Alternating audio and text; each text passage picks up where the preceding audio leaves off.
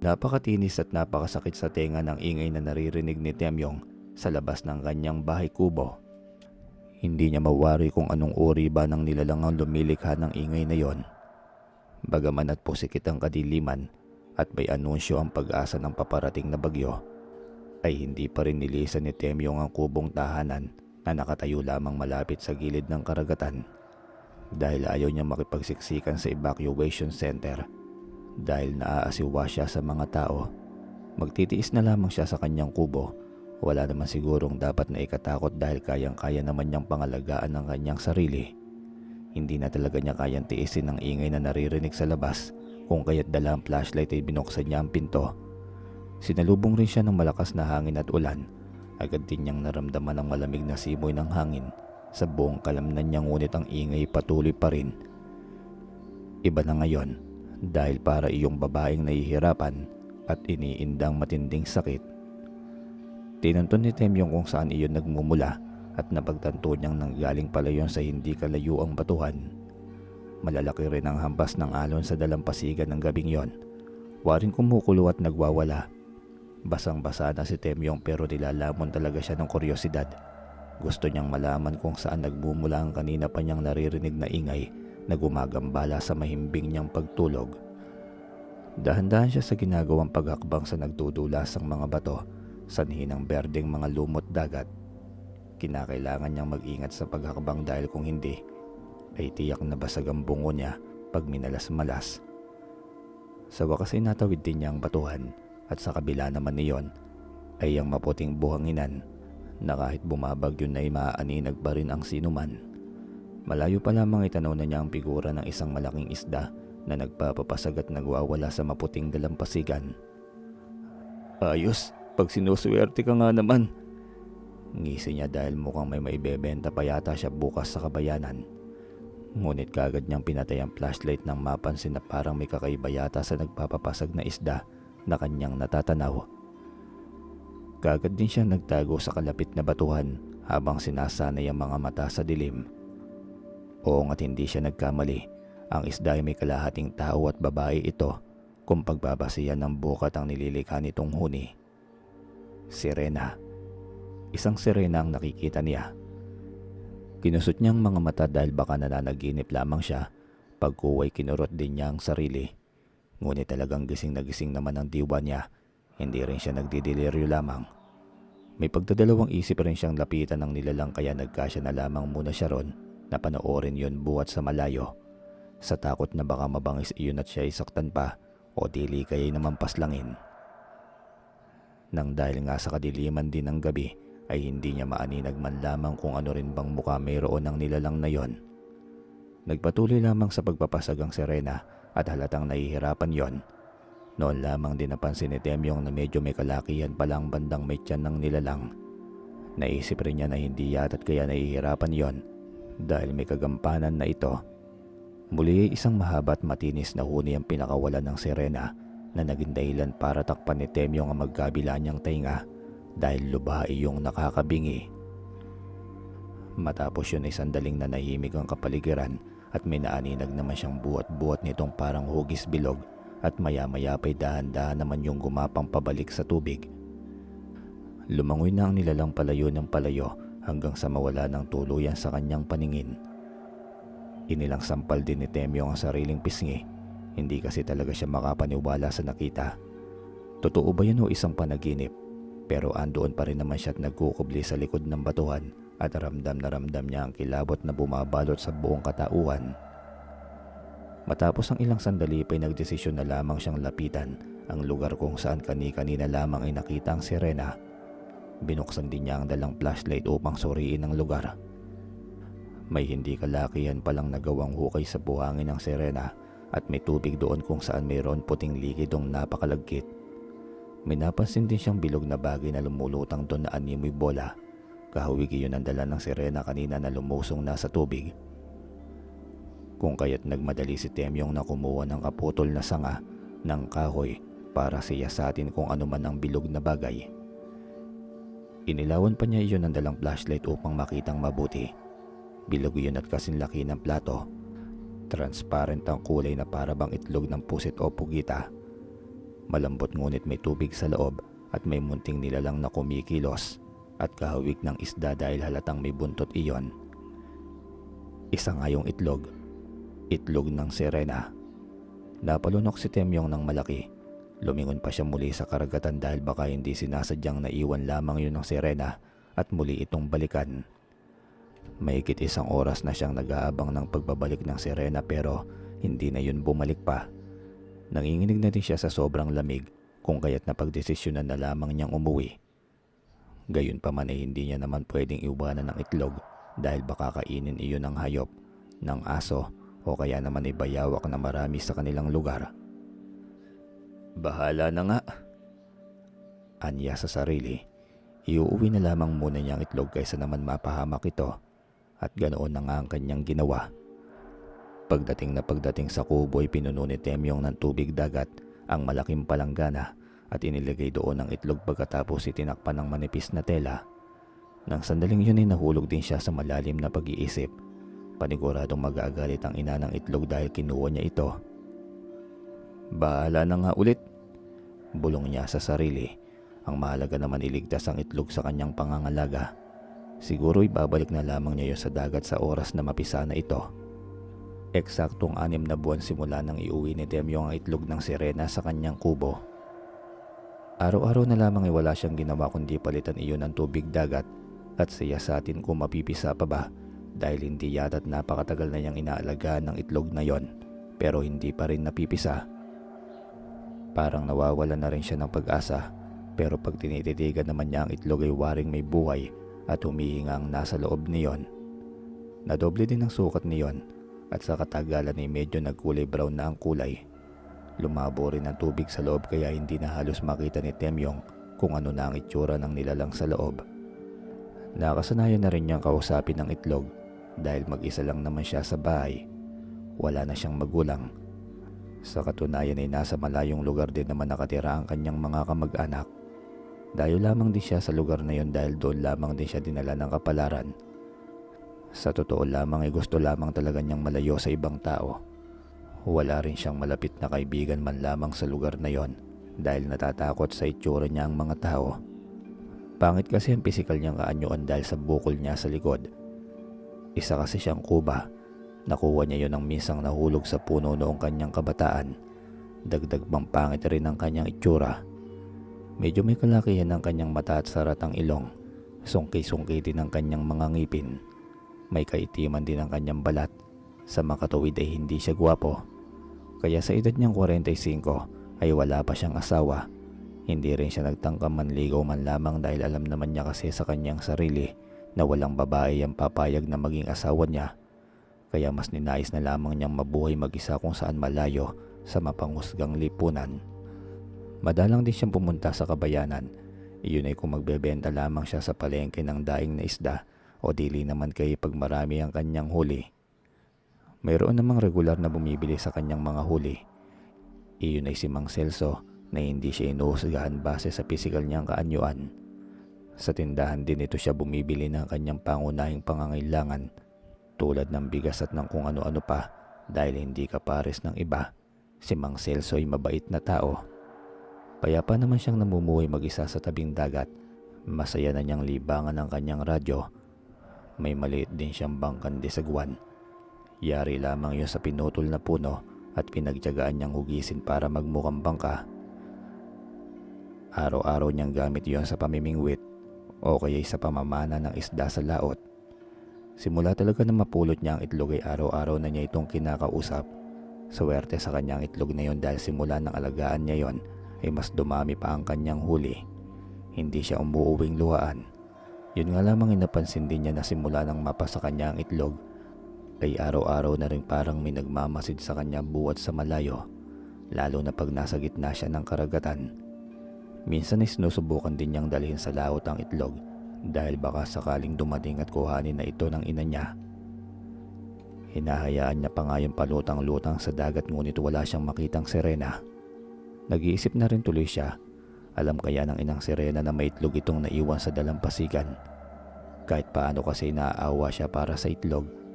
Pero hindi na bale. Aalagaan naman niya iyon hanggang nasa kanya. Hindi naman siya masamang tao. Alam naman niyang may karapatang mabuhay ang kahit na anumang nilalang sa mundo, mapahayop man yan o tao o kahit na anumang uri ng misteryosong nilalang. Napagdesisyonan din ni Temyong na gabi siyang papalaot noong araw na yon. Bilog naman ang buwan at payapa ang karagatan. Unang beses din niyang gagamitin ang kawil para sa pusit na binili niya kay Mang Celso sa Kabayanan. Tamang-tama iyon ngayong gabi dahil maliwanag ang sikat ng buwan. Dala ang gasera, inumpisahan na niyang tahakin ng daan patungo sa kanyang bangka at madali rin niyang narating ang laot. Ilang oras na siyang nandoon ngunit kahit isa man lamang ay wala siyang mahuli, kahit isda o pusit. Imposible yun dahil sa paligid ay naririnig naman niya ang pamayat-mayang paglulundagan ng mga isda. Kawan-kawan pa nga kuminsan ito. Kita din niya sa ilalim na waring iniikutan ng mga ito ang kanyang munting bangka. Napakarami nila na waring tila bang nagsasaya. Naisip rin niyang pinaglalaroan na yata siya ng mga lamang dagat. Napapitlag rin si Temyong nang walang ano-ano'y umihip ang mabining hangin at tila ba may ibinubulong iyon sa kanya na parang pinapauwi na siya. "Uy, tumigil ka. Hindi ako pwedeng umuwi ng luhaan. Kita mong ala pa akong kahit na isang huli oh." Parang baliw niyang kausap sa sarili. Sukat sa sinabi ni Temyong ay may biglang lumoksong medyo may kalakihang isda sa loob ng kanyang bangka. Siyempre ay gulat siyang napatingin sa nagpapapasag na isda at sapat na ang laki na yun para may ulamin na siya para sa kinabukasan.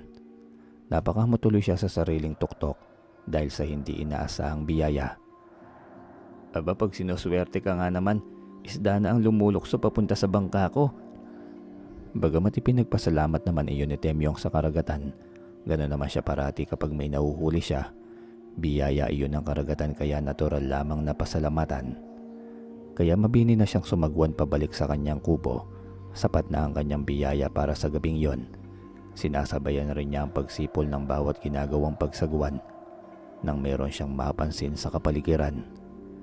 Sa karagatan ay sumasabay sa pag-usad ang munting bangka niya ang ilang pawikan at kawan-kawang mga isda na waring tuwang-tuwa na nagsisipagluksuan. Namangha siya sa nakikita dahil bibihirang senaryo ng ganon. Naisip rin niyang ano kayang mayroon dahil parang kaysa saya nila. Pagdaong naman niya sa pangpang sa tapat ng kanyang kubo, ay napansin naman niya kagad ang sangkaterbang alimango at iba't ibang uri pa ng lamang dagat na gumagapang papunta sa iisang direksyon. Walang iba kundi sa kanyang kubo. "Sus Mariosep, ano ba are? Naiingkanto ba ako?" Napaantada na rin siya ng krus dahil mukhang pinaglalaroan na yata siya. Kanina pa kasi niya napapansin na para ba siyang namamatanda. Labis din tuloy ang pag-aalala niya sa itlog na naiwan sa loob ng kubo dahil baka mapahamak na yon. Nagmamadali at halos patakbo na niyang tinungo ang kubo. Ang mga lamang dagat ay parang may isip na kusang nahahawi at parang binibigyan pa siya ng daanan. Bagay na labis talaga niyang pinagtataka. "Yay, ano ba kayo? Huwag niyo nga akong tinatakot." Anya pa sa mga yon. Pagdating naman niya sa loob ng kubo ay ganoon din ang sitwasyon. Halos mapuno rin ng iba't ibang lamang dagat na karamihan ay mga alimango at iba pang gumagapang na nilalang dagat ang kanyang kubo. Yung iba pang ang uri ay ngayon lamang niya nakita. Nakakamanghang nakaikot ang mga yon sa palanggana na kinalalagyan ng itlog. "Ano bang ginagawa niyo dyan? Tabi muna kayo!" Huwahi niya sa mga yon. Nagmamadali rin niyang tinanggal ang telang nakataklob doon at totoong ikinamangha niya ang nakita dahil gumagalaw na ng kusa ang itlog at may munting nilalang na waring nagpipilit lumabas sa loob niyon. Nanlaki ang mga mata ni Temyong sa pagkakatitig sa munting nilalang. Halos matuyo rin ang laway niya at pinagpapawisan ng malapot. Hindi rin niya maintindihan ang nararamdaman. Pinagsamang takot at pangamba iyon, ngunit mas lamang ang pagkasabik. Unang lumabas ang munting kamay ng nilalang ngunit sa pagitan ng bawat daliri ay kapansin-pansin agad ang palikpik hanggang sa unti-unti niyang nakita ang kabuuang itsura niyon.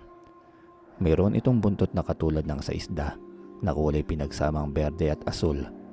Sa magkabilang tagiliran naman ito ay pawang may malapad na palikpik. Ganon din ang dalawang tenga. May hasang ang bandang leeg at medyo may kabilugan din ang kulay berdeng mga mata na katulad ng sa isda. Meron din itong maliliit na matutulis na mga ngipin. Puno rin ito ng maliliit na kaliskis at buhok ay kahawig ng mga pinong halamang dagat.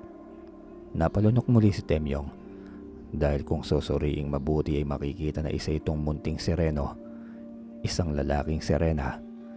Napapitlag siya nang biglaan yung umirit. Nakakatulig na irit na kagayang-kagaya ng huni ng sirenang nakita niya na nagluwal dito noon sa dalampasigan. Ang mga alimango naman sa paligid ay kakatuwang mga nagsisipagtaasan, ang mga sipit na waribang sumasamba sa bagong silang na nilalang. Sunod-sunod rin ang naririnig niyang paghampas ng malakas na alon sa dalampasigan na tila lumilikha ng kakaibang tunog. Nakakapangilabot. Bagaman at natatakot at tinapangan na lamang ni Temyong ang loob upang hawakan ng munting nilalang na yon. Tumigil naman iyon sa matinis na paghuni at tuwang-tuwang nagpaikot-ikot ng langoy sa loob ng palangganang may tubig. Tinitigan muna iyon ni Temyong bago dalhin sa kanyang mga bisig. Kakaiba talagang itsura ng munting nilalang. Mabangis iyon pero pag susuriing mabuti ang mga nangungusap na mga mata ay katulad lamang ng isang sanggol. Naanimoy wala pang kamuwang-muwang sa mundo at kinakailangan pa ng sapat na kalinga at pagmamahal. Kaya ang takot na nararamdaman ni Temyong kanina ay napalitan ng hindi may paliwanag na damdamin. Pakiwari rin niya'y parang may puwang na napunan sa kanyang puso. Ang kalungkutang bumabalot sa kanyang pagkatao ay dagling napalitan ng ligaya at pagmamahal para sa bagong silang na nilalang. Wala na rin siyang pakialam pa kung mabangis man iyon dahil naniniwala siyang lahat naman ng nilalang ay may kabaitan na nakakubli sa puso. Nang araw ding iyon ay ipinangako niya sa sarili na kahit na anong mangyayari poprotektahan niya ang munting nilalang at ibibigay rito ang pagmamahal na katulad ng isang ama. Habagat. Iyon ang ipinangalan niya sa munting nilalang. Kapares ng mga nagangalit na alon sa karagatan ng matagpuan niya ito noon. Unti-unti ring nagsipag-alisan ng mga lamang dagat na kanina lamang ay halos punuin na ang kanyang kubo. Waring sinaksihan lamang ng mga iyon ang pagsilang ng kanilang kalahi. Naisip din niyang mabuti pa nga ang mga lamang dagat ay may puso, samantalang ang mga tao ay walang pakundangan kung siya'y katakutan at iwasan. Kinabukasan ay aligaga naman na si Temyong dahil mukhang nagugutom na si Habagat. Walang tigil iyon sa pagkawag at paghuni ng sunod-sunod sa malaking palangganang may tubig. Mandakin man niyang isipin ay hindi niya alam kung ano ang ipapakain sa munting nilalang para mapawi ang kagutuman nito. Sinubukan niyang subuan ito ng hinog na saging ngunit iniluluwa. Ganon din ang kanin at ulam. Sinubukan din niyang humuli ng manok at isinubo rin dito pero lalo lamang itong nagwala. Gatas kaya? Baka naman gatas. Mabilis niyang inilabas ang gatas at agad na nagtimpla, ngunit isinuka lamang nitong muli. Mababa na agdalaga ni Temyong sa mata ni Habagat na talagang gutom na talaga ito. Sumasakit na rin ang ulo niya kakaisip at sa pag-aalala kung ano kaya ang ipapakain niya sa munting nilalang na yon. Walang ano-ano'y minakita siyang alimango na dahan-dahang lumalapit sa kanyang direksyon. May kung ano itong dala sa magkabilang sipit nito. Nilapitan ito ni Temyong at nakita na halamang dagat pala yon. Tama, si Habagat nga pala isang nilalang galing sa dagat, kaya natural lamang na ang kainin din nito ay mga pagkain galing din sa karagatan. Wala siyang sinayang na sandali at kinuha niya ang damong dagat mula sa sipit ng alimango at dali-daling pinira-piraso ng maliliit at isinupo kay Habagat. Waring nagustuhan naman nito yon. Sa katunayan ay nakarami ito ng nakain. Hulog ka ng langit, anya sa alimango na tuwang-tuwa. Itinaas naman nun ang dalawang sipit saka muling tinungo ang tubig. Nakapagtataka lamang dahil parang may sariling isip ang alimango at itinuro pa sa kanya ang dapat na gawin. Matuling lumipas sa mga buwan at taon, medyo lumaki na rin si Habagat. Panahon na rin siguro para ipakilala ni Temyong dito ang dagat. Dinala niya ito sa pangpang. Natatakot man sa gagawin dahil baka tuluyan na siya nitong iwan ay lakas loob pa rin niya itong dinala sa tubig. Gaya ng inaasahan, lumangoy nga ito ng napakabilis papalaot. Namuo ang luha sa mga mata ni Temyong pero kailangan niyang tanggapin na si Habagat ay hindi tao. Kinakailangang ipakilala niya dito ang tunay nitong tirahan walang iba kundi ang karagatan.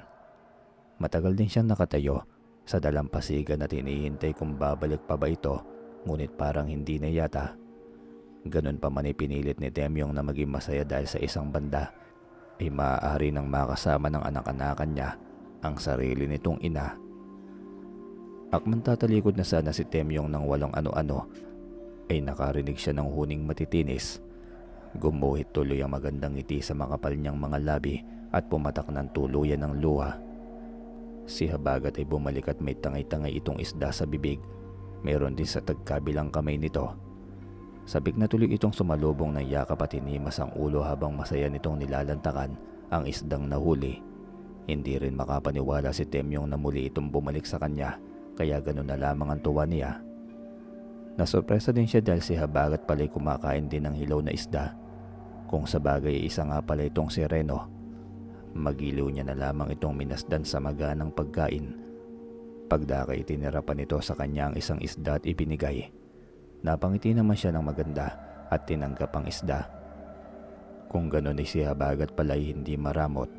Natutuwa siyang isipin na mukhang napalaki niya ito ng mabait at hindi mabangis. Dumaan pa ang mga araw at taon na mas lalong naging masaya ang buhay ni Temyong kasama si Habagat. Masasabi niyang hindi na nga siya nag-iisa dahil sa presensya ng anak-anakan ay totoong napalitan ng ligaya ang dati ay malungkot niyang pag-iisa. Dangan nga lamang at hindi nakapagsasalita si Habagat dahil tanging paghuni at pag-angin lamang ang nagagawa niyon. Pero sa tagal naman ng panahon ay nakabisado na rin ni Temyong ang gawi at ang asal nito. Araw-araw din niyang kasama sa pagpapalaot si Habagat dahil dito ay mas marami siyang nahuhuling mga halamang dagat. Iniiwasan lamang talaga niyang may makakita ritong ibang mga mangingisda dahil paniguradong manganganib ang buhay nito. Magaling din naman lumangoy si Temyong. Sa katunayan ay nakatatagal siya ng higit 3 minuto sa ilalim ng tubig. Pag nasa ilalim siya ng dagat ay para na siyang nasa isang daigdig. Doon ay panandali ang nawawala ang tampo niya sa mga tao dahil maraming iba't ibang halamang dagat sa ilalim at iba't ibang ganda ng kulay ng mga yon. Marami ding iba't ibang uri ng isda, malaki man o maliit. Totoong napakaganda at napakayaman ng ilalim ng dagat. Mandakin mang isipin ay napakalawak nga talaga ng karagatan. Marami pang lugar sa ilalim nito na hindi pa nararating ng mga tao. Marami ring kakaiba't misteryosong nilalang na naninirahan at nabubuhay doon katulad na lamang ni Habagat. Nasa ganoon siyang isipan ng lumangoy ang anak-anakan niya papalapit sa kanya. Pero hindi pala ito nag-iisa dahil nasa gilid nito ang isang napakalaking pawikan at parang pinapasakay siya nito sa likuran. "Ha? Sasakay ako dyan sa likod mo? Naku, ayoko." Tumanggi si Temyong dahil nag-aalangan siya pero biglang nalungkot ang mga mata ni Habagat kaya wala siyang nagawa kundi ang mapilitang sumama. "Ay nako, bahala na nga." Bulong na lamang niya sa kanyang sarili. Sa lakingan ng pawikan ay baliwala lamang ang kanyang katawan. Kayang-kaya siya nitong ilangoy sa ilalim ng karagatan. Maya't maya din naman itong umaahon sa ibabaw para makasagap siya ng hangin. Tapos ay sisisid muli. Dinala siya at ipinasyal ng mga ito sa isang lugar sa ilalim ng tubig na totoo namang nakamamangha. Maraming naglalaki ang kabibe o taklobo kung tawagin ng mga tao at halos kasing laki ito ng kanyang kubo. Ang ilan pa'y mas malalaki pa nga at totoo rin pala ang perlas dahil doon ay marami niyon at iba't iba pa ang hugis at laki. Ikinuha siya ni Habagat ng isang maliit na perlas matapos nitong lumangoy sa loob ng isang malaking kabibe at tuwang-tuwang ibinigay sa kanya. "Sa akin, para sa akin ba ito, anak? Salamat ha." Napakaganda't umikinang nga ng perlas na yon. Itatago talaga niya ito at pakakaingatan bilang alaala ng isang masaya at magandang paglalakbay sa ilalim ng karagatan. At dahil din sa bigay din iyon ni Habagat. Pagod na pagod ang katawan ni Temyong kaya maaga siyang nakatulog kinagabihan. Ganon din si Habagat sa sarili nitong may tubig na espasyo. Iginawa ito ni Temyong ng lugar sa loob ng kanyang kubo na kanyang isinemento at ginawang parang maliit na swimming pool. Pinaghirapan niya pang bumili ng semento sa bayan at gawing mag-isa para maging komportable si Habagat habang namamahinga dahil bawal itong natutuyuan ng tubig. Sa panaginip ni Temyong ay may nakikita siyang isang sirena at mayroon itong isang kasama pang batang sirena na halos kaparehas ng kulay ni Habagat. Pero kabaligtaran nito ang asal dahil mukhang may kabangisan ng isang yon at handa siyang salakayin. Kitang-kita rin niya sa mga mukha nito ang galit at puot sa kanya. Nagsisigaw din siya tumihingi ng tulong sa kanyang panaginip. Butil-butil ang pawis sa noon ni Temyong nang magising. Tunay na isa nga iyong napakasamang panaginip. Napaisip tuloy siya ng malalim. Hindi kaya iyon ang ina ni Habagat at may kapatid pala ito? Kung sa bagay, baka nga mayroon dahil naalala niyang mayroon pang isang hugis bilog na hawak ang sirena nang gabing bumabagyong nakita niya ito sa dalampasigan noon. Lumipas pang maraming taon at payapa pa rin naman silang dalawa na naninirahan sa tabi ng dagat. Walang kung sino man ang nakakaalam ng tungkol kay Habagat. Kung sa bagay sino ba namang tao ang magiging interesado sa buhay ng isang pangit na kuba na katulad ni Temyong. Kung iahalin tulad din sa tao ay binatang binata na si Habagat, lamang ay mas umaba pa ang buntot nito at mas naging matipuno ang pangangatawan. Mas naging makintab din ang berde at asul nitong mga kaliskis. Ngunit may napansin si Temyong dito kapag nagagalit. Dahil nag-iiba ang kaanyuan nito, mas bumabangis ito ng doble at tinutubuan din ng mas nakakatakot na mga palikpik sa iba't ibang parte ng katawan. Humahaba rin at tumutuli sa mga daliri na kayang tusukin at paslangin ng kung sino mang kanyang kaalitan.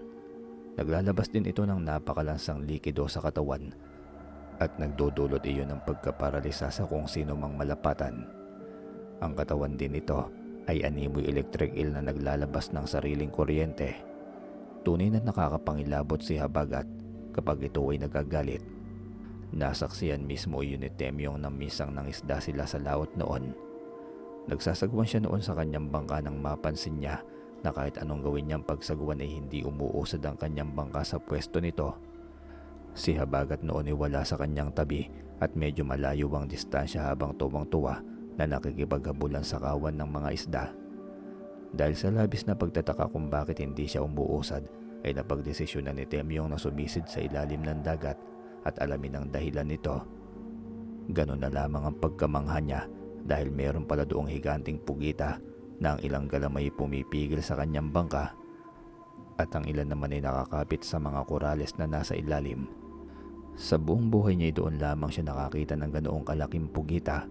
Labis din siyang natakot sa laki niyon at alam niyang nanganganib ang kanyang buhay dahil pwedeng-pwede nitong lagutan siya ng hininga sa pamamagitan lamang ng pagpulupot ng galamay nito sa kanyang katawan. Ganoon na nga nangyari dahil namalaya na lamang niya na nakapulupot na sa baywang niya ang galamay ng higanting pugita. Inilangoy din siya nito sa mas malalim na parte ng dagat kung saan masigit pang mas malalaki ang mga korales. Nagkakakawag siya dahil kinakapos na siya ng hininga. Panigurado rin na siya gagawing pamatid gutom ng dambuhalang pugita, ngunit walang ano-ano ay may malaking isdang sumugod dito. Walang iba kundi si Habagat na nangangalisag sa galit ang mga palikpik at walang tigil nitong pinagkakakagat at tinusok ng mga matatalas na kukuwang galamay na nakapulupot sa kanya. Hanggang sa tuluyan na nga siyang binitiwan ng pugita, agad din siyang lumangoy sa ibabaw ng tubig para sumagap ng hangin.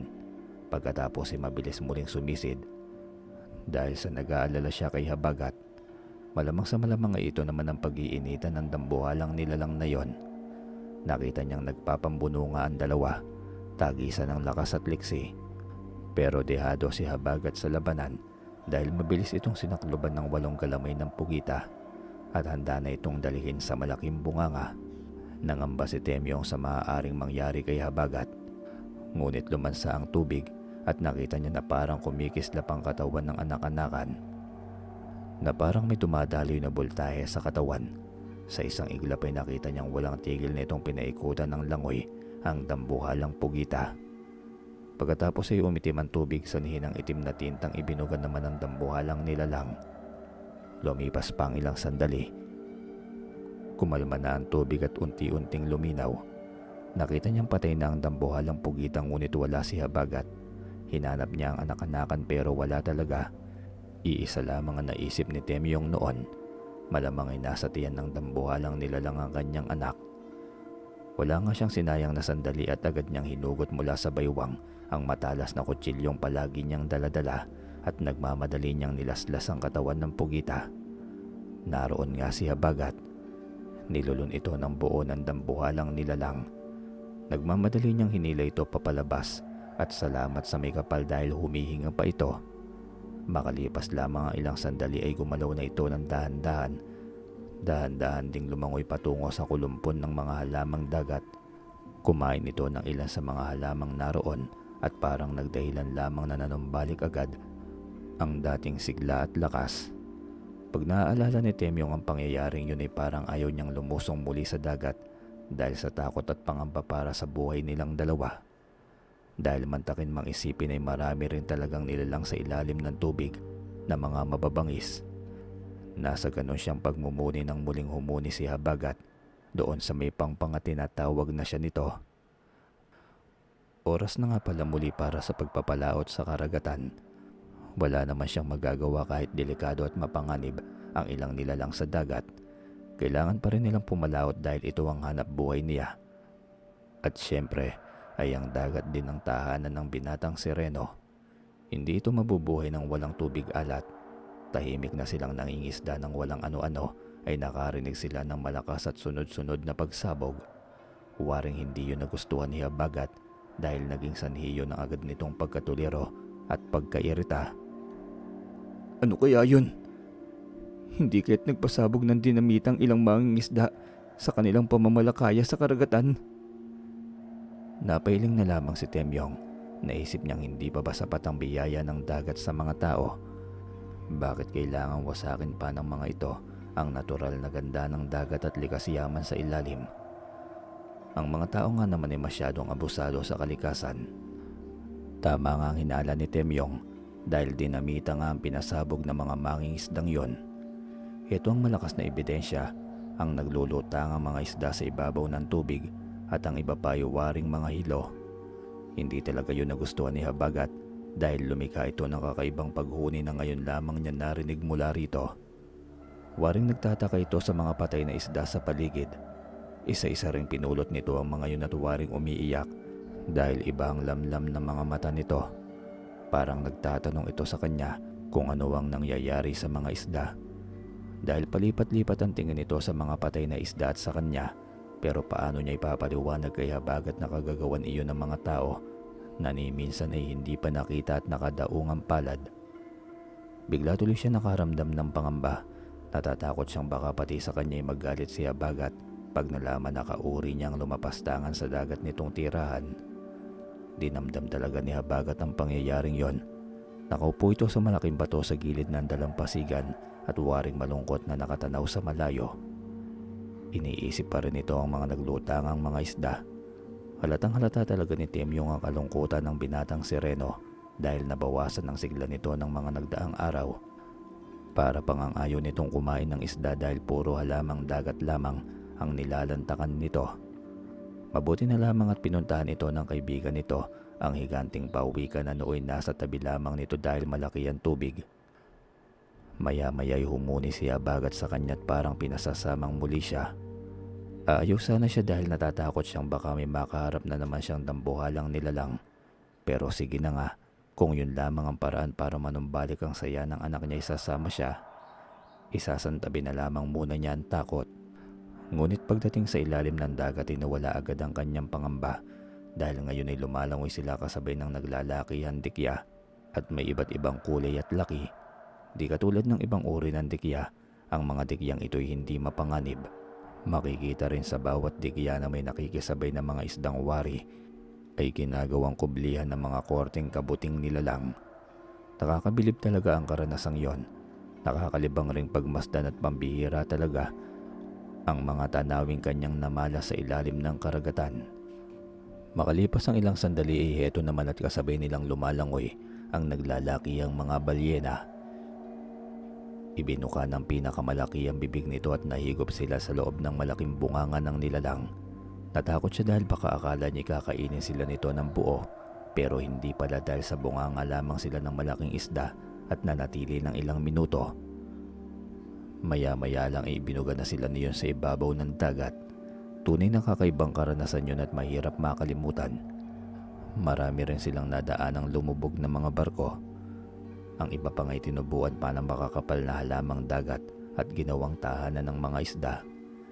Hindi lamang yun ang kanilang narating dahil lumusot din sila sa tila kuweba sa kailaliman ng karagatan. Pag-ahon nila sa ibabaw ng tubig ay sumalubong sa mga mata niya ang napakaganda at kumikislap na napakaputing buhanginan na naiikutan ng malalaking batuhan. Parang ikinubling paraiso na mukhang sinadya na hindi pa kita talaga sa mga tao. Ibinaba rin siya ng pawikan sa isang maliit na isla na maraming berdeng halaman, pero nagulat siya dahil yumanig at gumalaw iyon. Saka lamang niya napagtanto na isa rin palang higanting pawikan ng tinatapakan ng kanyang mga paa. Tinubuan lamang ng mga halamang dagat at lumot, kaya hindi niya agad napansin na pawikan din pala yon. Napatawa pa siya ng mahina at mas lalong namangha. Marami pa palang namumuhay ng mga dambuhalang pawikan sa lugar na ito. At ang natatanaw niyang maraming islang naglutangan sa ibabaw ng tubig ay hindi pala isla kundi likod pala ng mga libo-libong higanting mga pawikan. Ngunit pagkadakay nawawala at biglang lumulutang muli. Paiba-iba lamang ng pwesto. Ang kaibigan pala ni Habagat ay mas maliit pang di hamak kung ikukumpara sa ibang pawikan na nandoon sa Tagum Paraiso. Nasa lihim na lugar pala siya kung saan naninirahan ng iba't ibang uri ng pawikan. Doon pala sila umiitlog at nagpaparami. Katunayan sa dalampasigan na yun ay makikita ang pamayat-mayang pag-aahunan at paglusong ng iba't ibang uri ng pawikan upang mangitlog. Makikita rin ang ilan sa mga itlog ay nakapisana at tinutungo ang dagat at nagsisimulang lumangoy. Tunay na napakagandang tanawin. Kung gayon pala, ay mas dapat na ingatan ng dagat dahil marami pa palang mga nilalang ang pwedeng mamatay kung patuloy na aabusuhin at wawasakin ng tao ang karagatan.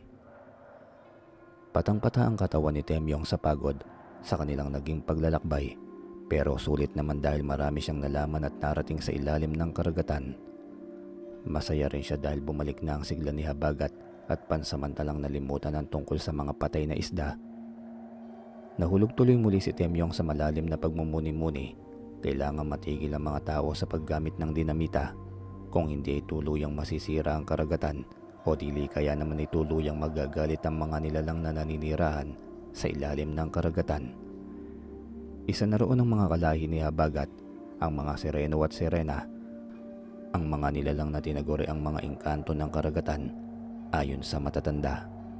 Ngunit taliwas sa inaasam ni Temyong ay patuloy ang mga tao sa pagsira ng karagatan at sa likas na yaman sa ilalim nito. Walang habas nilang pinaslang at dinurog ang mga korales at ang mga yamang likas na nabubuhay sa ilalim ng dagat sa pamamagitan ng paggamit ng dinamita at iba pang ilegal na paraan ng pangingisda. Naging suga pa rin ng mga tao sa pagkuha ng mga yamang dagat at pati ng mga kabibi at sigay ay hindi rin nila pinapalampas. Kahit pa nga sabihing ilegal ang bentahan noon, ay pati ng mga kaawa-awang pawikan ay walang awa rin nilang hinuhuli at kinakatay. Hindi umiiral ang batas sa bayang yon. Naging mapang-abuso ang mga tao sa karagatan. Lahat ng nakikita at pwedeng pagkapirahan ay kanilang kinukuha at pinakikinabangan. Higit sa lahat ay sa dagat din nila itinatapon ang kanilang mga basura at dumi. Hindi na nila inisip ang kinabukasan ng mga susunod na henerasyon. Ubos-ubos biyaya ang mga tao dahil sa kasalukuyang buhay ang mas mahalaga para sa kanila. Isang araw, gaya ng dati ay nasa laot na naman si Temyong at ang binatang sireno para mangisda, pero maya't maya nilang naririnig ang pagsabog sa paligid. Mababanaag na talaga sa mukha ni Habagat ang labis na galit pagkakita sa mga naglulutangang mga isda. Pagsisid naman sa ilalim ng dagat ay mas lalo lamang silang nangingipospos dahil makikita na sira at durog-durog na ang mga korales. Ang dating masigla at puno ng buhay ng mga bahura, ngayon ay sira-siraan at mangilan-ngilan na lamang ang isdang lumalangoy. Talagang winasak ng mga tao ang yamang dagat sa bayang yon, kaya hindi na napigilan ng binatang sireno ang sarili. Mabilis itong lumangoy patungo sa bangka ng mga mangingisdang patuloy na nagpapasabog ng dinamita. Sa unang pagkakataon ay nakaramdam din si Temyong ng labis-labis na takot na baka makita ito ng mga tao at mga animang buhay. Nagtatawa ng panoon ng mga taong sakay ng bangka habang nagpakawala muli ng isang malakas na pagsabog. Sa galit ng sireno, isang mataas na pagtalo ng ginawa nito kasabay ng pagampas ng mahaba nitong buntot sa bangka, dahilan para mabutas sa iyon at tuluyang mahulog sa dagat ang mga sakay. Habang unti-unting lumulubog ang bangka, ay kita ng mga tao ang paghila ng isang malahalimaw na nilalang nakahawik ng isda sa isa nilang kasamahan patungo sa malayo, sa mas malalim na parte ng karagatan. Halimaw! May halimaw mga pre! Sigawan ng mga tao. Nagkanya-kanya rin silang languyan para hindi sila mga lunod. Nabalot din sila ng takot at pagkamangha. Tiyat at may mga ganon nga palang mga uri ng nilalang na nabubuhay sa mundo. Ang akala nila'y kwentong bayan lamang ang tungkol sa mga ganoong nilalang sa tubig. Samantala, mababanaag talaga kay Habagat ang labis-labis na galit. Umaatungal naman sa iyak ang taong hila-hila niya. Handa na sana nitong tusukin ang katawan ng mangingisda nang sumigaw si Temyong. Huwag Habagat! Huwag mo siyang paslangin. Hindi ka masamang nilalang. Bigyan mo siya ng pagkakataon upang magbago.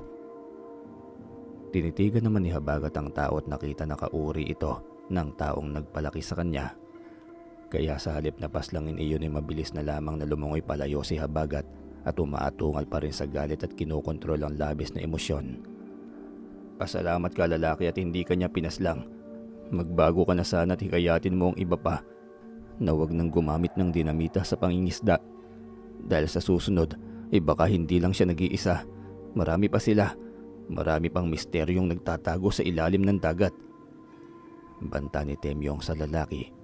Nangako naman ng lalaki na hindi niya ipagkakalat at ikukwento sa iba ang nangyari kung kaya't hinayaan na ito ni Temyong na makabalik sa mga kasama. Dahil sa hindi inaasahang pangyayaring yon, ay nagpakasiguro si Temyong. Dahil may nakakita ng tao kay Habagat at malamang sa malamang na nanganganib na ang buhay nito, hindi siya nagtitiwala sa pangako ng mangingisdang yon. Kailangang ilayo niya si Habagat sa kapahamakan sa kamay ng mga tao bago mahuli ang lahat. Kaya kahit masakit kay Temyong ay kailangan muna nilang maghiwalay na dalawa. Matyaga rin niyang ipinaunawa at ikinukumpas sa anak-anakan ng nais niyang sabihin. Humuhuni-huni pa ito at umiiling tanda ng pagtutol, pero nagmatigas si Temyong. Pilit niyang ipinapaintindi rito na mas ligtas ito sa dagat kaysa ang makasama siya. Pansamantala lang ito anak, pasasaan ba't muli tayong magkakasama ha? Pilit pa rin niyang itinataboy ang umaatungal na anak-anakan patungo sa karagatan at palayo sa kanya. Nang gabing yun ay sobrang durog na durog ang puso ni Temyong habang nakikita niyang papalayo si Habagat kasama ang higanteng pawikan na kaibigan nito. Patuloy naman ang mapanglaw na paghuni ng binatang sireno, tanda rin ng kalungkutan, hanggang sa tuluyan na itong nawala sa paningin ni Temyong dulot ng kadiliman ng gabi. Doon lamang sunod-sunod na pumatak ang luha ng lalaki. Unang beses kasi na nawalay si Habagat sa kanyang piling at walang kasiguraduhan kung magkikita pa ba silang dalawa.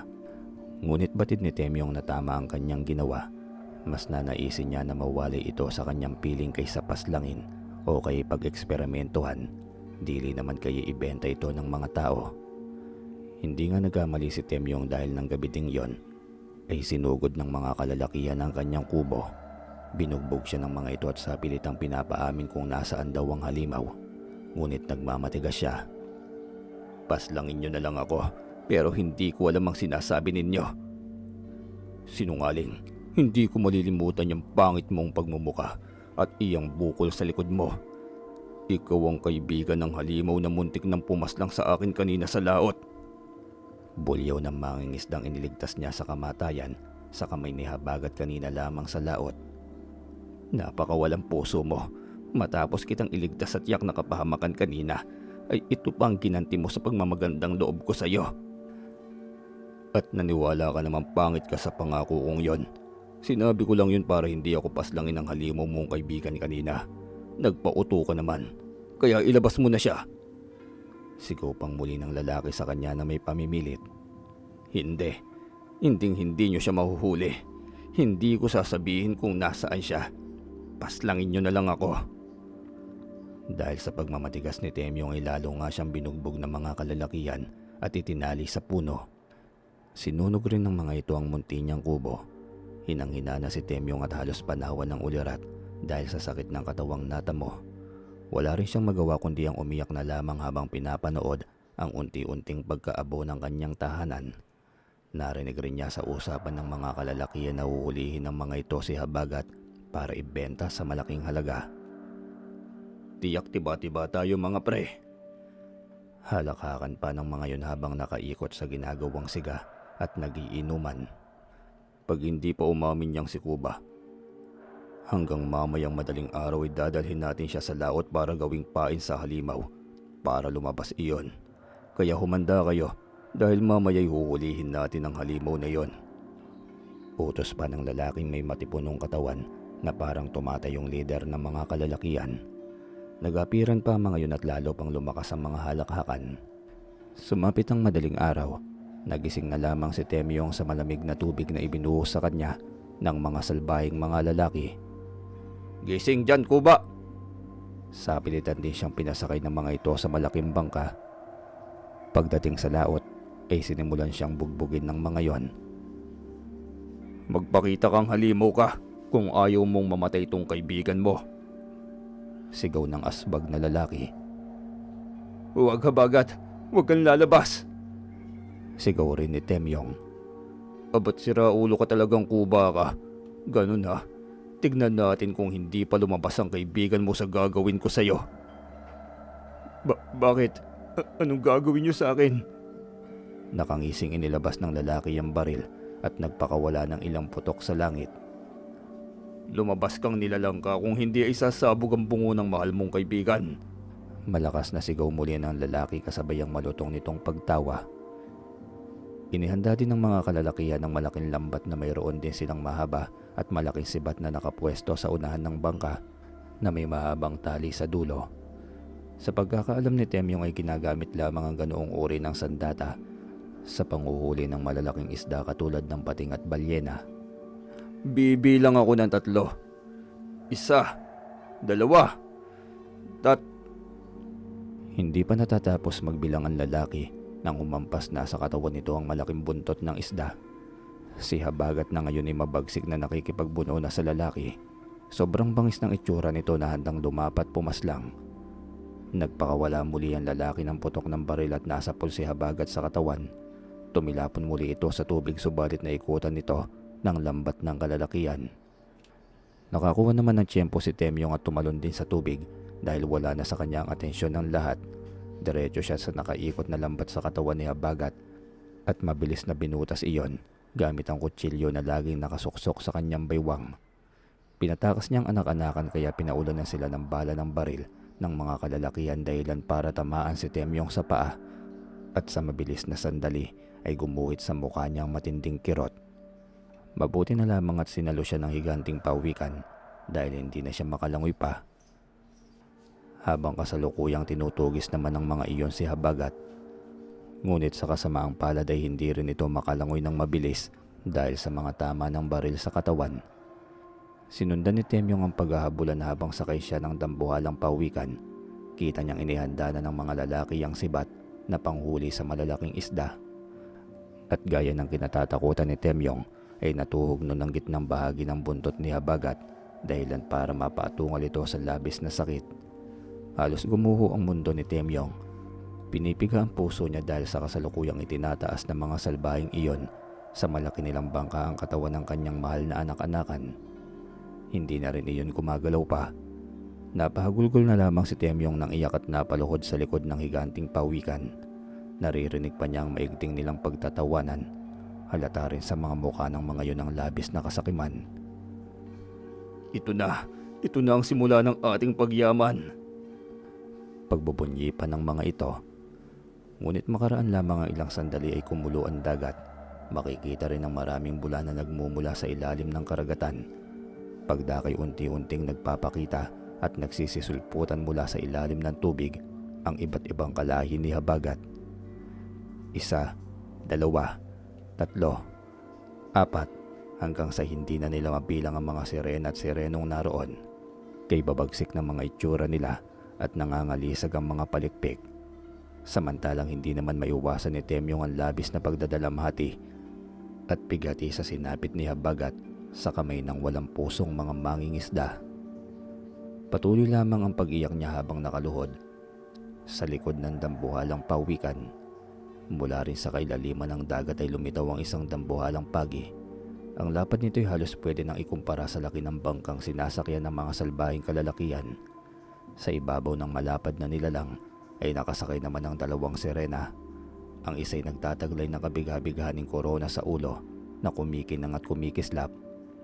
Yari yon sa mga katangi-tanging perlas at kakaibang mga hiyas, samantalang ang isang sirena naman nakatabi nito ay kapansin-pansin ng pagkakahawig kay Habagat dahil sa pagkakapareha ng kulay ng kanilang mga buntot.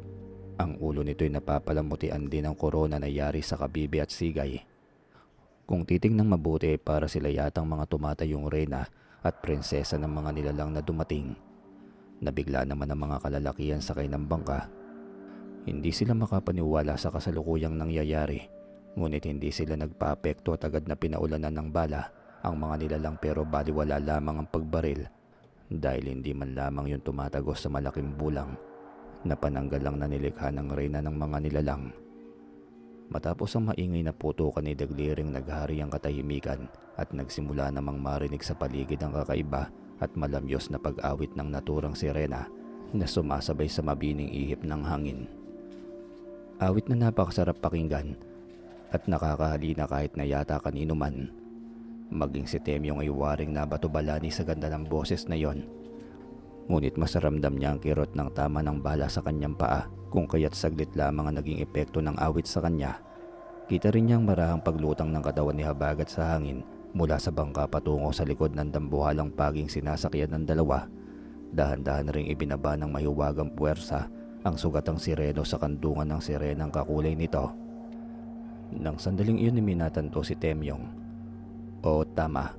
Ang dalawang sirenang yun ay ang mga sirenang dumadalaw minsan sa kanyang panaginip.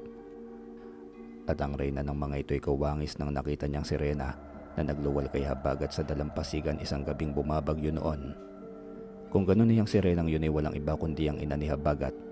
Matapos ang pag-awit ng sirena ay malakas itong lumikha ng mahaba at nakabibighaning huni. Ngunit bakit parang naiintindihan ni Temyong ang bawat kahulugan niyon? Nang sandaling yon, ang reyna ng mga sirena ang nakikipag-usap sa mga tao gamit ang kapangyarihan ng isipan na ganito ang kahulugan. Sumusobra na ang kalapastanganan ninyo sa inang karagatan. Masyado ninyong sinugatan ng dagat na nagbibigay sa inyo ng pagkain sa araw-araw. Masyadong gahaman ang inyong mga puso. Maiitim ang inyong mga budhi. Hindi kayo marunong gumalang at rumispeto sa ibang nilalang na nabubuhay sa ilalim ng dagat. Dinumihan ninyo at winasak ang aming tahanan. Pagsisisihan ninyo ang inyong kalapastanganan. Simula sa araw na ito ay magtatampo sa inyo ang karagatan. Wala kayong mahuhuling isda o kahit anumang lamang dagat. Isinusumpa kong wala kayong kahit na anumang mapapanginabangan mula sa ilalim ng karagatan hanggang kayo'y mga tao ay hindi natututo at nagsisisi sa inyong mga kamalian. Matapos ang matamdaming pahayag ng reyna, ang mga nilalang ay naghawak-hawak rin ng kanilang mga kamay. Nakamamanghang ang kanilang mga katawan ay naglalabas ng malakuryenteng enerhiya na minsan nang nakita ni Temyong kay Habagat noon. Kaya pala ay upang lumikha sila ng isang napakalaking alon. Sa taas at laki nga niyon ay kayang-kaya ng tabunan ng isang malaking lugar. At ang nakakatakot na pagdaluyong na yon ay makikitang patungo kung saan rin ang kanilang mahal na inang bayan.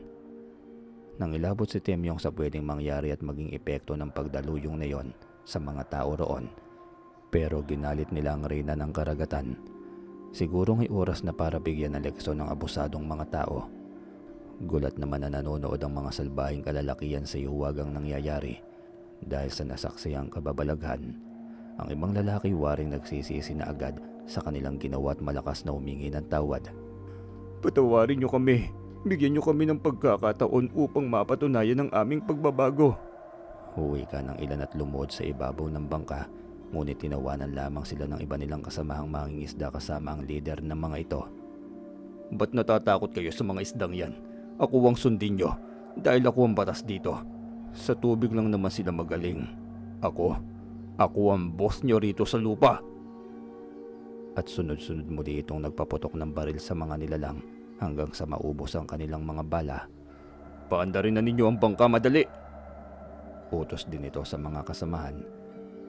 Kaya pala'y upang tumakas, ang ilan ay tumalima sa utos nito, ngunit ang iba ay nanatiling nakaluhod at humihingi ng tawad.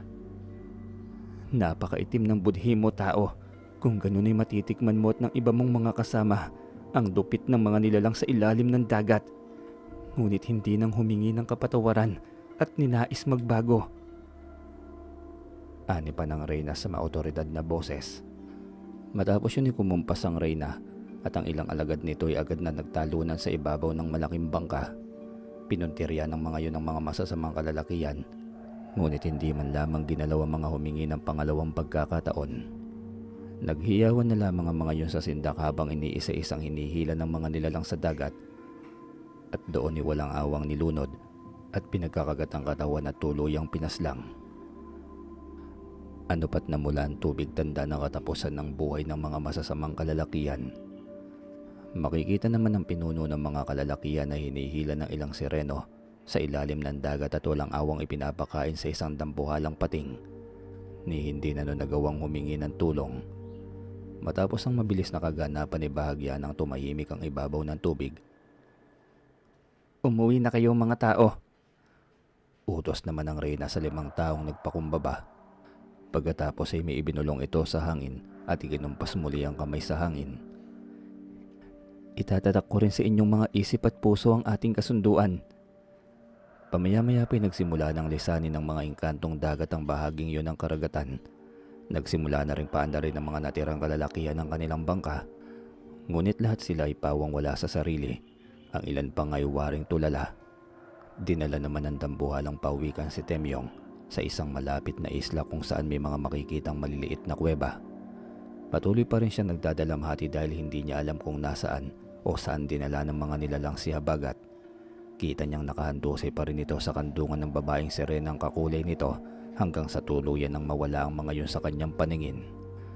Sobrang sakit din ng kanyang paa at namamanhid na yun dulot ng pagkawala ng maraming dugo, pero ang mas masakit ay ang nararamdaman ng kanyang puso dahil sa nakikita pa rin niya sa kanyang balintataw ang kahabag-habag na kalagayan ng anak-anakan. Ni hindi nga niya alam kung buhay pa ba ito. Napatingala na lamang siya sa langit habang dumuluha at idinipa ang kanyang kamay. O Panginoon, kunin mo na rin ang abang buhay ko sapagkat ngayon ito'y wala ng halaga. Hagulgol ng iyak habang mariing nakapikit ang mga mata. Bakit ka tumatangis, lalaki? Tanong naman ang malamyos na tinig ng babae. Napamulagat tuloy ng mata si Temyong sa pagkagulat sa narinig na tinig. Dahil nasa harapan na pala niya ang reyna ng mga nilalang ng dagat at kinakausap siya nito gamit lamang ang kanyang isipan. Sa sobrang gulat ay napatras pa nga siya tuluyang napaupaw sa buhangin. Huwag kang matakot, lalaki, dahil hindi ako masamang nilalang sa mga taong may mabuting puso at kalooban na kagaya ng sayo. Tinangkaring hawakan ng sirena ang may sugat niyang binti. Wag mo akong hawakan. Ayos lang ako. Taboy pa rin niya sa nilalang dahil sa takot, ngunit sinuklian lamang siya nito ng magandang ngiti. Pagkatapos ay ang pagkanta nito ng napakagandang hitmo.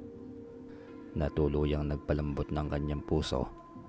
Kaya malaya nang nahawakan ng sirena ang paa niyang may tama ng bala ng baril at may ipinatong ito doong halamang dagat.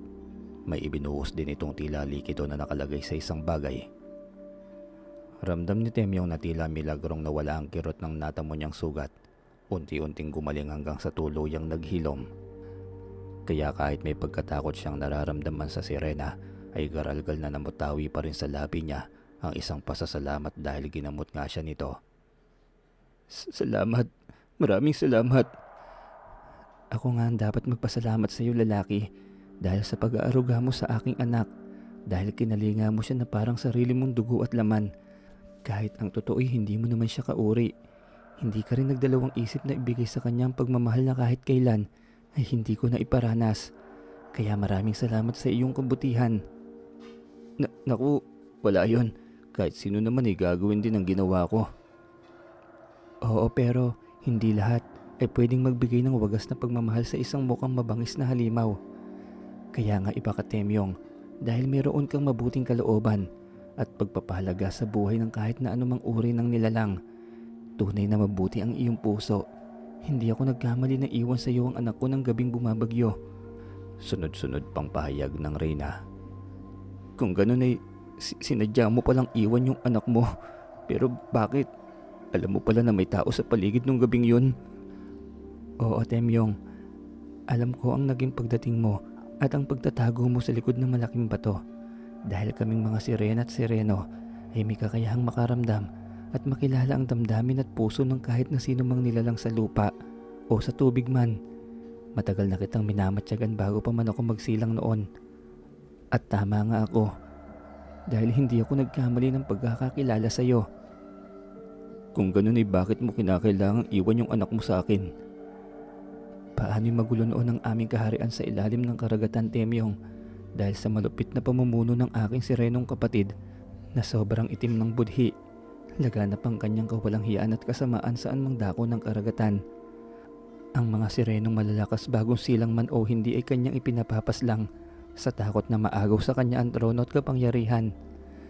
Kaya nang maramdaman kong oras na ng aking pagsisilang noon ay tumakas ako sa aming kaharian dahil sa takot na pagsireno ang aking isinilang ay papaslangin din ito ng aking kapatid dahil alam niyang pwede itong pumalit sa kanyang trono. Tahimik namang nakikinig lamang si Temyong. Pero hindi ako masamang ina, Temyong. Palagi ko kayong pinasusubaybayan at pinababantayan sa mga lamang dagat kasama ng higanting pawikan.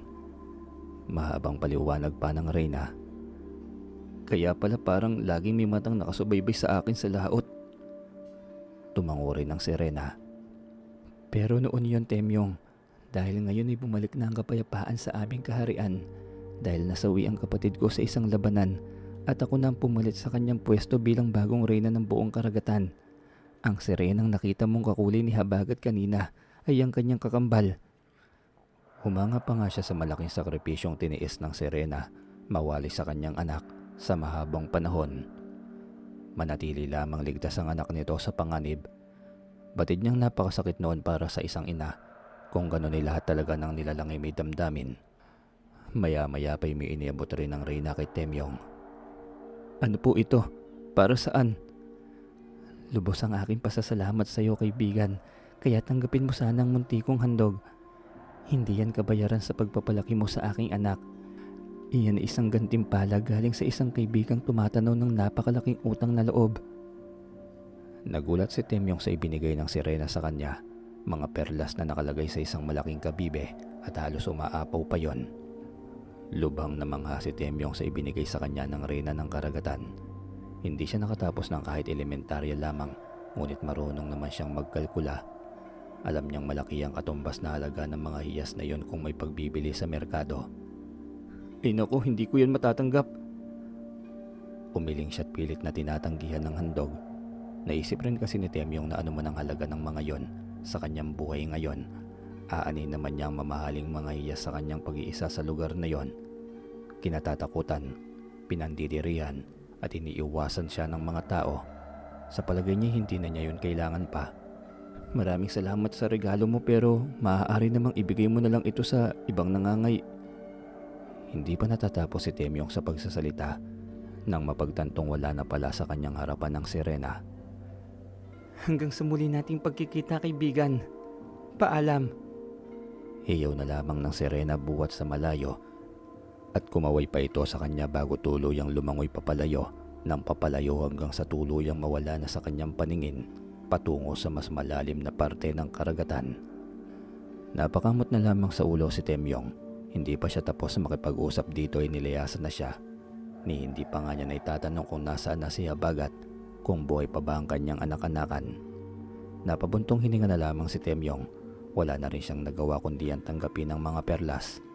Siguro itatago na lamang niya ang mga yun sa kuweba na sa palagay niya ay kanyang magiging pansamantalang tahanan sa susunod na mga panahon. Alam din niya sa sariling magiging napakalungkot ng kanyang mga susunod na mga araw dahil wala na sa kanyang piling ang anak-anakan. Pero siyempre kailangan niyang bumangon at tanggapin ang naging kapalaran. iyon ay ang muling mapag-isa sa kanyang buhay. Samantalang nakakalunos namang pagmasdan ang sinapit ng kanilang bayan, dulot ng nakaraang sakuna. Waring gumanti sa mga tao ang karagatan dahil sa mga kalat at mga dumi nilang tinatapon sa dagat, ay ibinalik rin sa kanila ng higanting alon. Maraming kabahayan at hanap buhay rin ang nasira at nawasak sa pagdaluyong. Maraming buhay ang binawi at nasawi, at nangangamoy basura rin sa kapaligiran. Napupuno rin ng iyakan at panaghoyan dati ay masaganang bayan. Mula rin sa pangpang ng dagat ay dumaong ang bangkang sinasakyan ng 5 kalalakian. Ang 5 taong ginawang mensahero ng karagatan, sila ang mga kalalakiyang nakipagkasundo sa reyna upang magbago. Mapapansin sa kanilang mga kilos na parang pansamantala silang nawala sa sariling pag-iisip. Paulit-ulit din ang katagang kanilang sinasambit. Isinumpa ng reyna ng karagatan ng bayang ito, magbago na kayo ng gawi at asal, sapagkat nagtatampo ang dagat. Lubos na paghihirap ang inyong daranasin. Hindi mapanunumbalik ang mga lamang dagat hanggang hindi pinapahalagahan, minamahal at nililinis ang kanilang tahanan. Ang iba'y nangilabot, ngunit ang iba naman ay pawang hindi naniniwala sa sinasabi ng mga kalalakihang matyagang gumagala at nag-iikot sa kanilang buong bayan upang ipangalat ang mensahe ng inang karagatan. Samantalang si Temyong naman ay itinuloy ang kanyang buhay na nag-iisa sa isla. Nilinang niya ang malusog na lupa roon, nagtanim ng mga gulay at prutas sa lupang malapit sa kuweba na ginawa na nga niyang tahanan. Nagtanim din siya ng kamote, mais, saging at marami pang iba na pangunahing pamatid gutom. Pag gusto niya ng isda'y pumupunta naman siya sa dagat. Pag nais niyang kumain ng karne ay nangangaso siya sa loob ng gubat ng isla dahil marami doong iba't ibang klase ng ibon, ligaw na manok at iba't ibang hayop na pwedeng pagkunan ng protina at enerhiya para mas lumakas pa ang kanyang katawan. Sa pinakapusod naman ng isla ay makikita ang napakalinis na talon. Doon siya nagtatampisaw, naliligo at kumukuha ng tubig inumin pamatid uhaw. Hindi rin naman siya naiinip dahil napagkaabalanan niyang mag-alaga ng iba't ibang uri ng hayop katulad ng baboy ramo, mga manok at mga nagagandahang ibon na sagana sa islang iyon. Masasabing mapayapa at tahimik ang naging paninirahan ni Temyong sa nasabing isla. Yun nga lamang ay madalas ay nararamdaman niya pa rin ang pag-iisa at labis na pangungulila kay Habagat. Katulad na lamang ng sandaling yon, payapa siyang nakaupo sa isang malaking bato, kay gandamang tanawin ng mga papalubog na araw na pinaghalong kahil at pula, pero para sa kanya'y malamlam ang kulay niyon at walang sigla. Kinuha rin ni Temyong ang pinakatatagot iniingatang perlas na palaging nasa kanyang bulsa. Yun ang perlas na ibinigay sa kanya ni Habagat noon nang minsan silang maglakbay sa ilalim ng dagat. Iyon ang pinakatatangi-tangi niyang alaala sa anak-anakan. "Kumusta ka na kaya, anak ko?" Bulong niya sa hangin dahil nasasabik na siyang makita ito. Naniniwala kasi siya na buhay pa si Habagat dahil nararamdaman iyon ng kanyang puso. Kumusta na rin kaya ang kanilang bayan pagkaraan ng isang malaki at malakas na daluyong? Kinabukasan ay hindi pa man sumisikat ang araw ay nasa gubat na si Temyong para manguha ng mga puno ng kawayan dahil naisip niyang gumawa ng balsa. Sasakyan niya yun para alamin ang nangyari sa kanilang bayan, lalo na kay Mang Celso na naging mabait sa kanya. Maghapon ang kanyang binuno upang makabuo lamang ng isang matibay na balsa. Bukas ng umaga ay tutunguhin naman niya ang bayan upang alamin kung ano ang naging kaganapan doon sa mga nakalipas na buwan matapos ang napakalaking alon. Idinhaong nga ni Temyong ang sinasakyang balsa sa dalampasigan ng kanilang bayan at labis siyang nangipuspos sa nadatnang sitwasyon ng mga tao. Mga wasak pa rin ang mga kabayan ng mga ito at walang mga hanap buhay o pinagkakakitaan man lamang. Wala ring malinis na tubig na nagagamit o maiinom ang mga ito. Marami nang nagugutom dahil walang nahuling kahit na anumang lamang dagat sa karagatan. Tunay nga nagtampo ang dagat. Marami rin ang may sakit na bata at matatanda, dulot marahil ng maruming kapaligiran. Sadyang nakakaawa at nakakahabag ang sitwasyon ng bayan na yon. Laganap ang pagdurusa sa anumang panig tumingin. Kawawa ang mga bata at mga taong mababait na nadamay lamang sa kasamaan at kasakiman ng iba. Pinasyalan at kinumusta rin ni Temyong si Mang Celso at gaya ng karamihan ay wasak din ang bahay at ari-arian ng mabait na matanda. at sadyang ikinalulungkot nito ang kasalukuyang sitwasyon. Laganap na laganap ang gutom, kahirapan at sakit sa kanilang bayang mahal. Ito ang naging resulta ng walang habas nilang pang-aabuso sa inang karagatan. Naningil na ang dagat sa kasakiman at kapalaluan ng mga taong naninirahan doon, at pati ang mga inosenteng mga bata ay nadamay sa pagtatampo ng dagat. Kung hindi lamang sana sila naging mapang-abuso, sa kalikasan ay hindi mangyayari ang lahat ng yon. Lalaki at babae, bata man o matanda, ay pawang nagsisisi sa kanilang maling nagawa. Ngunit paano silang magsisimula? Paano may ibabalik ang dati nang nawala? Lubos ang paghahabag naman na nararamdaman ni Temyong. Sobrang naaawa siya sa mga tao, lalo na sa mga taong nadamay lamang sa puot ng reyna ng karagatan. Sa kanyang pag-iikot sa bayan ay nakita niya at namalas ang lubha ng pagsisisi ng mga taong bayan sa kanilang kamalian at kasakiman. Gusto niyang tulungan makaahon ng kanilang bayan mula sa pagkakalugmok dahil naniniwala siyang bawat nilalang ay may pag-asang magbago kung bibigyan sila ng pagkakataon. At tutulong siya upang magkaroon ng isang panibagong bayan na mayroong pagmamahal at pagpapahalaga sa inang kalikasan, mapatubig man yan o kalupaan. Saan pa ba magsisimula ang pagbabago kung hindi rin sa mga taong naninirahan sa bayang iyon? Iyon ang tumatak sa kanyang isipan habang sakay muli ng balsa pabalik sa islang tinutuluyan. Bumuo rin siya ng napakahalagang desisyon at alam niyang makakatulong iyon ng malaki sa mga tao at kalikasan. Naniniwala siyang may pag-asa pa para sa isang bayan na nais na patunayan ng pagbabago. Kaya inilabas ni Temyong ang mga perlas sa pagkakatago noon. Ito ang gagamitin niya para sa inaasam-asam na pagbabago. Wala siyang panghihinayang kung maubos man ang lahat ng yon, kung ang kapalit naman ay isang bagong bayan at mga taong may pagpapahalaga sa likas na yaman. Kaya makalipas lamang ang ilang buwan, ang dating sira-sirang bayan ay unti-unti nang nakatayo. Parang isang punong itinanim na dahan-dahang dumalagot yumayabong dahil naaalagaan ng wasto. Mahirap sa umpisa pero unti-unti nang nakababawi ang kanilang bayan sa tulong ni Temyong. Galing ang lahat sa perang napagbentahan niya ng perlas at yun ang ginamit niya upang makapagpatayo ng ilang proyekto na hatid ay hanap buhay sa mga tao. Nakatulong iyon ng malaki para kumita at magsikap ang mga tao upang unti-unting muling mabuo at maitayo ang kanilang mga tahanan. Unti-unti rin nilang nilinis ang mga basura sa kanilang bayan at nagkaroon sila ng dumping site. Kada linggo naman ay may iniimbitahan silang mga tao upang magsagawa ng seminar tungkol sa tamang pangangalaga sa kalikasan at dagat. Sinimulan din nilang linisin ang karagatan at naglagay ng mga artificial na korales para sa isda at iba pang mga lamang dagat dahil nalaman nila na ang isang bahura pala'y nabubuo lamang sa napakatagal na panahon. Kung dati rin ay iniiwasan at kinatatakutan si Temyong ng mga tao dahil sa kanyang itsura, ngayon ay naging kabaligtaran iyon. Naging magiliw na sa kanya ang lahat ng tao sa kanilang bayan, bata man at matanda. Karamihan rin ay humihingi na sa kanya ng dispensa dahil sa maling inasal nilang ipinakita noon. Tunay nga raw pala na hindi dapat husgahan ng isang tao batay sa pisikal na itsura at nakikita lamang ng pangkaraniwang mata, kundi ang dapat ay kinikilala ang kabutihan ng kanyang puso at pag-uugali. Lubos na galak naman ang naramdaman ni Temyong dahil ngayon ay hindi na siya nag-iisa.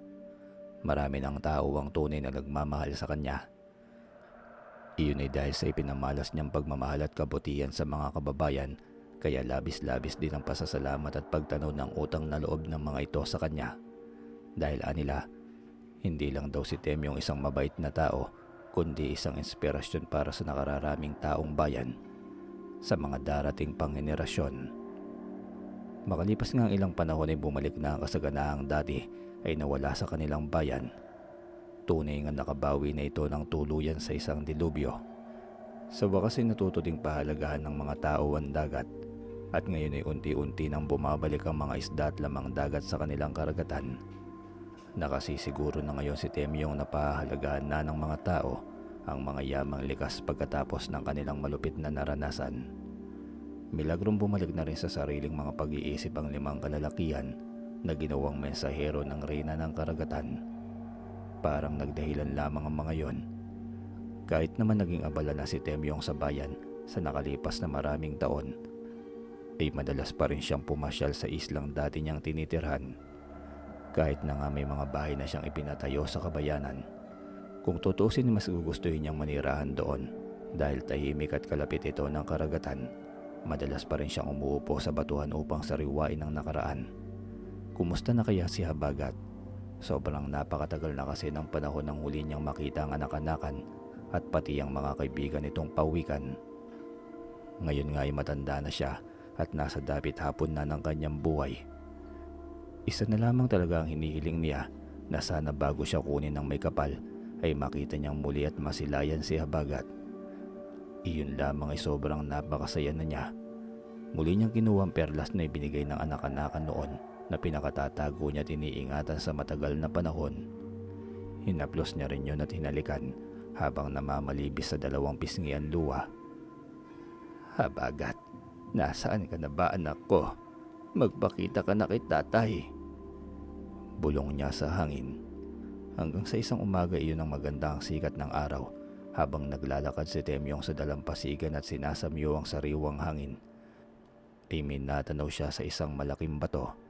Ngunit ang labis niyang ipinagtatakay bago ang batong yon sa lugar na yon.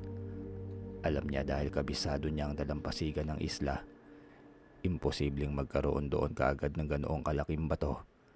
Sa labis na pagtatakay, mabilis niyang nilapitan ang lugar upang siyasatin at tunay nga na nagulat siya sa nakita. Hindi pala yun isang bato kundi isang higanting pauwikan. At kung hindi siya nagkakamali ay ito ang kaibigang pauwikan ni Habagat na madalas niyang sakyan noon. Mas lumaki at mas umitim nga lamang ang kulay nito ngayon. Sa galak ay nayakap at hinaplos niya ang nilalang. "Kumusta ka, kaibigan? Napakalaki mo na. Matagal rin tayong hindi nagkita." Waring nakakaintindi naman ng malaking nilalang at ikinakampay-kampay nito ang mga paa sa unahan. Maya-maya lamang ay binuka nito ang bibig at sa loob noon ay nakalagay ang isang napakakintab at napakagandang sigay. Waring may nag-utos naman kay Temyong upang kunin yon at itapat sa kanyang mga tainga. Sa umpisa ay naririnig niyang mula doon ang mabining hampas ng mga alon. Pagkatapos ay nakarinig naman siya ng isang paanyaya. "Iniimbitahan ka ng aming hari sa kanyang kaharian sa ilalim ng karagatan. Ipinasundo ka niya sa dambuhalang pauwikan. Lunukin mo ang bilog na bagay sa bunganga ng malaking nilalang. Nang sa gayon ay malaya kang makahinga sa ilalim ng karagatan. Malugod kaming maghihintay sa iyong pagdating." Bilin ng mahiwagang boses. Pagkatapos marinig yun ay ibinuka na nga ng pauwikan ng bunganga nito at isang maliit na kabibi nga ang nandoon at naglalaman ng bilog ngunit malambot na puting bagay. "Sigurado ka ba rito, kaibigan?" Tanong niya sa dambuhalang nilalang. Sumagot naman siya ng mabining pagkampay nito ng malalapad nitong mga paa sa unahan at ang maamong mga mata. Kaya walang pag-aalinlangang isinubo iyon ni Temyong at agad na nilunok kahit pa may kaunting pagtutol sa kanyang utak. Paano ba hindi niya kayanin ang paglalakbay sa ilalim ng tubig, dala ng kanyang edad hindi gaya noong kanyang kabataan? At teka, may bagong hari na pala ang karagatan. Hindi na pala ang reynang ina ni Habagat. Nakita na lamang din ni Temyong ang sarili na nakasakay ng muli sa likod ng higanting pawikan habang pumapailalim sila ng pumapailalim sa pinakamalalim na parte ng karagatan. Labis ang kanyang kasiyahan dahil totoo ngang nagawa niyang makahinga sa ilalim ng tubig na para lamang siyang humihinga sa ibabaw ng lupa. Habang lumalalim ay mas lalo siyang humahanga sa kanyang mga nakikita dahil muli niyang napagmasdan ng mga dambuhalang dikya. Nalampasan din nilang naglalaki ang mga taklobo. Kasabay din nilang lumalangoy ang mga dambuhalang isda na waring tinatanuran pa sila dahil lumalangoy sila sa gitna ng kawan ng mga yon. Tunay talagang nakabibighani ang bawat nakikita ng kanyang mga mata. Makalipas lamang ang ilang sandali ay heto na sila sa bukana ng parang isang higanting ipo-ipo sa gitna ng dagat, ngunit kakaiba yun dahil hindi yun nakatayo kundi parang nakalatag sa ilalim ng tubig. Kaya lamang ay hindi niya matanaw-tanaw ang hangganan. Nandoon din sa bukana ng ipo-ipo ang tatlong higanting manta ray. At doon pala siya ililipat ng sakay ng higanting pawikan. Namalaya na lamang niya na nasa likod na siya ng pinakamalaking pagi at inilalangoy siya nito. Pinasok nila ang higanting ipo-ipot, mabilis nga silang nilamon noon patungo sa pinakapusod pa ng karagatan. Matapos nilang matawid yun ay bumungad na sa kanyang mga mata ang isang napakagandang syudad sa ilalim ng dagat na ni sa hinagap ay hindi niya akalaing mayroon pala. Marami doong tila mga bilog na malalaking korales na sa palagay niya ay mga tahanan ng mga naninirahan doon. Iba't iba ang kulay ng mga yun at napakaganda. Sa paligid ay kakaiba rin ang itsura ng mga halamang dagat, makukulay at malalaki. Sa bawat panig ay makikita rin ang iba't ibang laman dagat na sadyang kakaiba at noon lamang din niya nakita. Punong-puno ng buhay at kulay ang buong kapaligiran.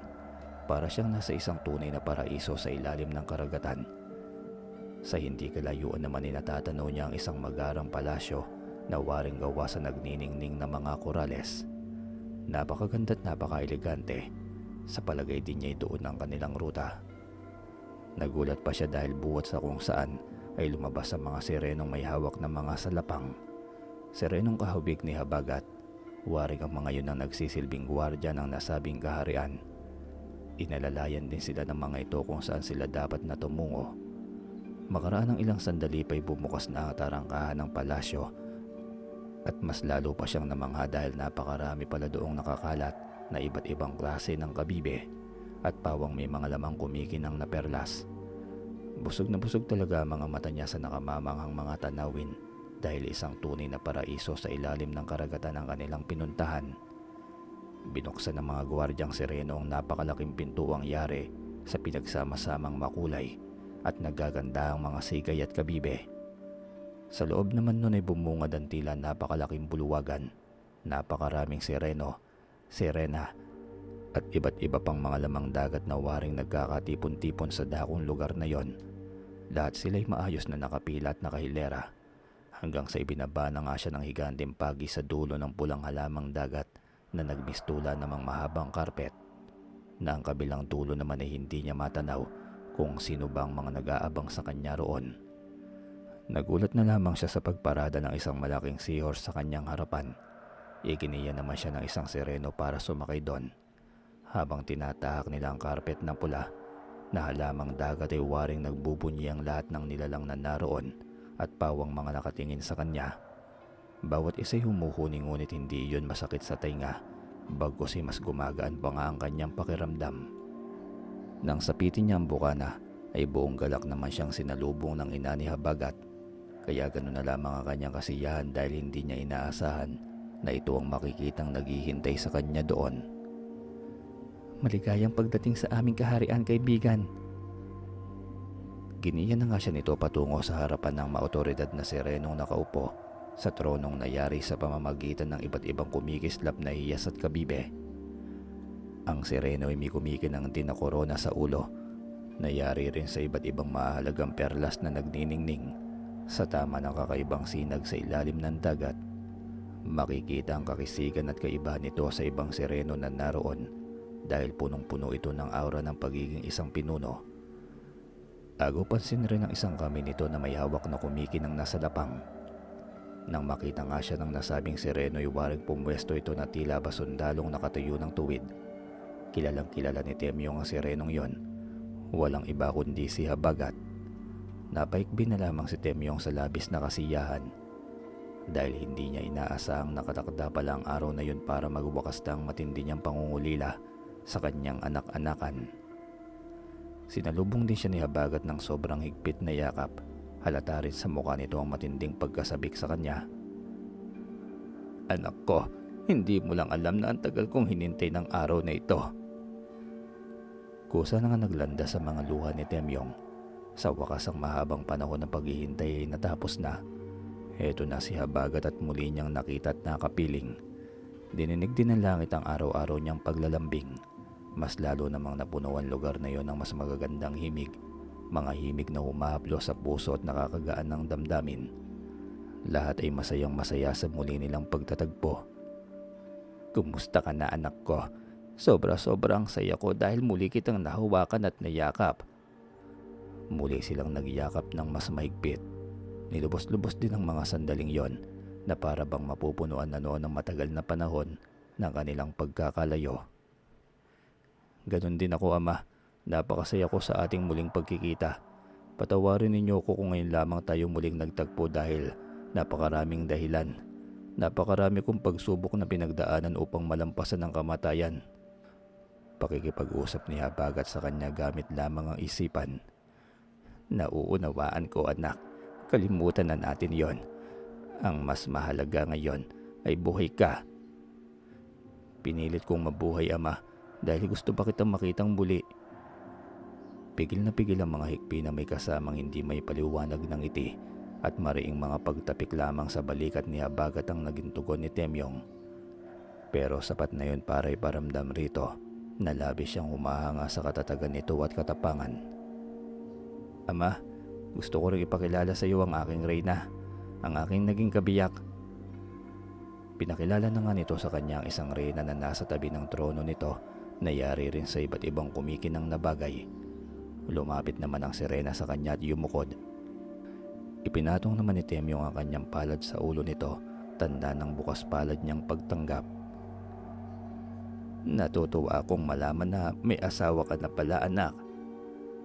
Aniya sa masaya at sorpresang boses. Salamat po, Ama, at ipinapakilala ko nga rin po pala sa inyo ang mga apo nyo.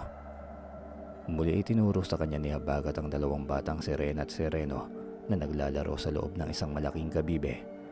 Kita ang kalikutan sa mga yon, ngunit nang tawagin ng amay agad ding nagsilapit. Labis namang nasorpresa si Temyong kung ganoon ay lolo na pala siya. Hindi niya sukat akalain yon. Mga anak, siya ang inyong lolo. Siya ang nagpalaki sa akin. Pagpapakilala naman ni Habagat sa kanyang mga anak, pinakatitigan naman muna ni Temyong ang dalawang musmos.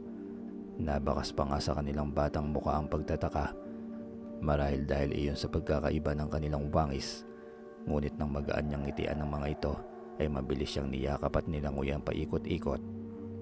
Pagdakay nagpakalong pa sa kanya ang apong Serena. Tila nainggit naman ang apo niyang Sereno at nagpakalong rin sa kanyang bisig. Labis-labis na tuwang naramdaman ni Temyong ng sandaling yon dahil hindi siya makapaniwalang may apo na pala siya. At makukulit din ito ngunit malalambing. Manang-mana sa kanilang amang si Habagat noong maliit pa ito. Pagkatapos ay iginaya naman siya ni Habagat sa harapan ng buluwagan para ipakilala sa buo nitong nasasakupan. Aking mga minamahal na mga kauri, ipinapakilala ko sa inyo ang taong umaruga, nagmahal at nagpalaki sa akin. Ang taong tumanggap sa akin kahit na hindi niya naman ako kauri at kawangis. At ang taong nasa likod ng pagbabago ng isang bayang dati ay lumalapastangan sa ating tahanan. Si Temyong, ang aking ama. Lalo namang lumakas ang huni na nililikha ng mga nilalang ng karagatan. Kaya umapaw sa kagalakan ng puso ni Temyong. Batid din niya ang mga huni na yun ay papuri at pagtanggap. Kung kaya't yumukod na lamang siya bilang tanda ng pagbati sa mga ito, respeto na rin sa maluwag na pagtanggap sa kanya sa napakaganda at napakamahiwagang lugar na yon. Wala nang mahihiling pa si Temyong. Ayos na ang lahat. Pwede na siyang kunin ng may kapal kahit anumang oras dahil natanggap at iginagalang na siya ng mga tao sa kanilang bayan. At higit sa lahat ay nakita at nakausap at nayakap niya pang muli si Habagat. May bonus pang mga apo. Ano pa bang mahihiling niya? Labis-labis na yung regalo mula sa itaas. Sa katunayan ay inilok din nga siyang manatili ni Habagat sa kanilang kaharian, ngunit mas pinili niyang manirahan sa lupa. Iginalang naman ito ang kanyang naging desisyon at nangako naman itong madalas siyang dadalawin sa isla kasama ang buong pamilya nito. Binigyan din siya ng pagkakataon ng mga ito upang baguhin ang kanyang pangit na itsura. Gamit sana ang kapangyarihan ng mga yun pero muli niyang tinanggihan. Bakit siya tumanggi? Dahil batid niyang hindi dapat ginagalaw at binabago ng sinuman ang itsurang kaloob ng itaas. Sagrado yon at tanging may kapal lamang ang may karapatang baguhin yon. Dapat matuto tayong pasalamatan at tanggapin anumang itsura ang ipinagkaloob sa atin ng itaas dahil hindi naman panglabas na itsura lamang ang batayan ng pagiging isang mabuting tao kundi ang linis ng puso at kalooban nito. Alam rin kasi niya na sa bawat nilalang ay may kanya-kanya talagang uring kinabibilangan. Kung ang mga may pakpak ay para sa himpapawid at ang mga may buntot at palikpik naman ay sa karagatan, Ang mga tao naman ay nilikha para sa sangkalupaan. Kailangan respetuhin natin ang lahat ng may buhay at dapat alam natin kung saan ba talaga tayong nilalang nabibilang. Tao siya, hindi sireno, at alam niyang ang lupa ang kanyang tahanan dito at dito siya nababagay. Hanggang dito na lamang po ang kwento. Maraming salamat po sa inyo.